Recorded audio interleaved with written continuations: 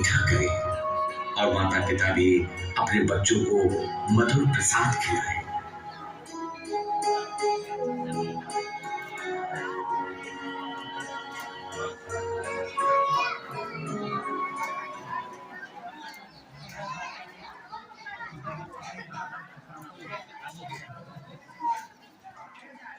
खूब प्रेमથી માએ તો પાછળ દોડી દોડીને આપણને ખવડાવ્યું છે, પણ આજે માને ખવડાવવાનો અવસર મળ્યો છે। જ્યારે આપણને ખાવા પીવાનું પણ ભાન નહોતું, એ સમયે આપણી પાછળ દોડી દોડીને આપણને ખવડાવ્યું છે।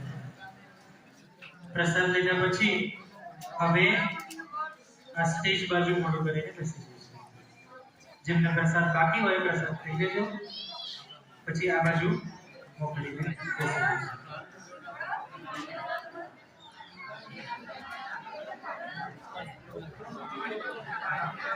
હવે કાર્યક્રમ પૂર્ણાહુતિ તરફ છે। છોડી